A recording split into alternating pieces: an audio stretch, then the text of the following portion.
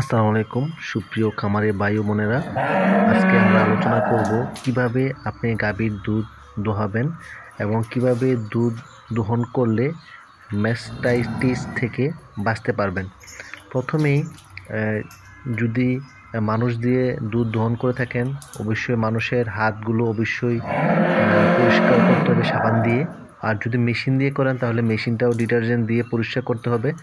তো মানুষের হাত পরিষ্কার, তারপর যে পাত্রের মধ্যে রাখবেন সেই পাত্রটা পরিষ্কার করতে হবে। তারপরে ওলানটার মধ্যে সুন্দর করে পানি দিয়ে একদম সুন্দর করে পরিষ্কার করতে হবে। তারপর আপনার দুধ দহন শুরু করবেন। প্রথম ধাপটা হচ্ছে ওলান এবং আপনার হাত এবং পাত্র অবশ্যই পরিষ্কার রাখতে হবে। তারপর 2 নম্বর হচ্ছে আপনি যে 2 দিন অথবা 5 দিন পর্যন্ত যে বাচ্চাটা রয়েছে, প্রথম 5 দিন এর মধ্যে কিন্তু আপনি কন্টিনিউ দুধ দহন করবেন। তো এটাকে মিনিমাম 2 বার অথবা 3 বারে নিয়ে আসবেন যেন সর্বোচ্চ দুধটা পাওয়া যায়। 3 নম্বর হচ্ছে আপনি সুস্থ গরুর আগে দুধগুলা আগে দহন করবেন, হ্যাঁ, আর যেগুলো অসুস্থ গরু এগুলো সবার পরে দহন করবেন। তারপরে 4 নম্বর হচ্ছে যে মেঝেটা আছে, যে ফ্লোরটা, এটা সবসময় পরিষ্কার পরিচ্ছন্ন রাখতে হবে এবং পানি দিয়ে একদম ভালো করে ঝাড়ু দিয়ে শুকিয়ে ফেলতে হবে খুব দ্রুত। এবং এখন আধুনিক বিভিন্ন খামারে আমি দেখেছি যে এয়ার ব্লোয়ার আছে, ব্লোয়ার দিয়েও কিন্তু আপনি সুন্দর করে পরিষ্কার করতে পারেন। আরেকটা জিনিস হচ্ছে 4 নম্বরে, আপনারা যখন দুধ দহন করবেন, দুধ দহন করার পরে তার যে খাবারটা মিনিমাম 20 থেকে 30 মিনিট, মানে 20 মিনিট পর্যন্ত তার দুধের বাটটা খোলা থাকে। সো 30 মিনিট পর্যন্ত যেন দুধটা দহন করার পরে খাবারটা যেন সে খায়, খাবার খেলে সে দাঁড়ায় থাকবে, সেই জিনিসটা কিন্তু আপনি অবশ্যই খেয়াল রাখবেন। 30 মিনিট ধরে যেন খাবারটা খায়, খাবারটা ওইভাবে দেওয়ার চেষ্টা করবেন যেন গরুটা ফ্লোরের যে তার যে ওলান আছে, ওলানটা যেন ফ্লোরের সাথে মেঝেতে যেন না লেগে থাকে। কারণ এই যে ফ্লোর থেকে কিন্তু এই জীবাণুটা সবচেয়ে বেশি গ্রো করে থাকে। আরেকটা জিনিস হচ্ছে আপনি যে গরুর রোগ প্রতিরোধ ক্ষমতা, দেশি গরু কিন্তু রোগ প্রতিরোধ ক্ষমতা বেশি। দেশি গরুর মধ্যে ম্যাস্টাইটিস যে রোগটা, এটা কিন্তু তেমন একটা দেখা দেয় না, ওলান ফুলে যাওয়া, কারণ ওর রোগ প্রতিরোধ ক্ষমতা অনেক বেশি। কিন্তু বিদেশি গাভীগুলোতে রোগ প্রতিরোধ ক্ষমতা কিন্তু কম। মুরব্বি কি দুধ দোয়াইতেছেন না? জি, কত করে পাচ্ছেন এটা?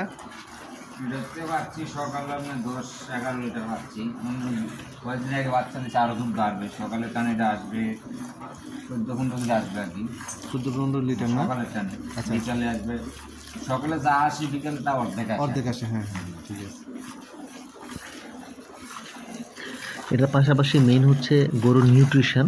আপনার নিউট্রিশনটা বাড়াতে হবে, যেমন গরুর ভিটামিন সি, প্রতিদিন কতটা ভিটামিন সি সে পাচ্ছে, তারপরে ভিটামিন ডি, ভিটামিন ই, তারপরে সেলিনিয়াম এবং প্রোটিনের হারটা কতটা আপনি দিচ্ছেন, দানাদার বা ঘাস, এগুলোর মধ্যে টোটাল কতটা আপনি খাবার সে পাচ্ছে, সেই নিউট্রিশন থেকে কিন্তু তার রোগ প্রতিরোধ ক্ষমতাটা বাড়বে।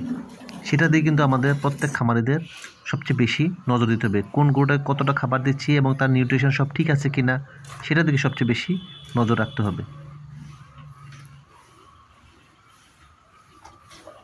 একটু হবে এটা 10-12 না? 10-11-12 কেজি। আপনারা এটা কোথায় দিচ্ছেন দুধটা? মিষ্টি দোকানে যাচ্ছে, গ্রাম এলাকায় গাজীপুর বাজার মিষ্টি দোকানে দিচ্ছেন না? জি। কত করে দেয় ওরা? ওরা দেয় আপনার 70 টাকা করে এখন বর্তমান সময় না?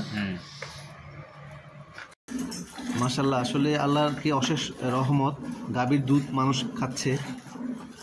একটা গাভীর আমরা খাবার দিচ্ছি ঘাস, লতা পাতা, হ্যাঁ, খৈর ভুসি, তাই না? সেইটা আল্লাহ কীভাবে মানে প্রসেস করে দুধ তৈরি করতেছে, আর সেই দুধটাই কিন্তু আমরা মানুষ খাচ্ছি, তাই না? এটা আল্লাহর একটা বিশেষ রহমত, গাভীর দুধ।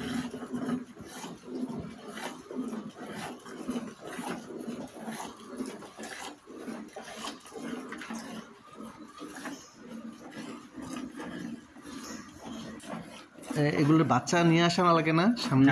বাচ্চা হয় না। হ্যাঁ, বাচ্চা দিই না। আর দেশি গরু মনে বাচ্চা লাগে নাকি? জি, দেশি গরু বাচ্চা লাগে, কিন্তু আমার একটা বাচ্চা লাগে না, বাচ্চা থাকা বলতে পানি ছাড়লে পানি বলে।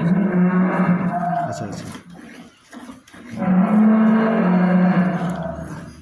প্রথমে তো ওই যে বানটা একটু পানি টানি দিয়ে পরিষ্কার করে দিয়ে একটু তেল দিয়ে, হ্যাঁ,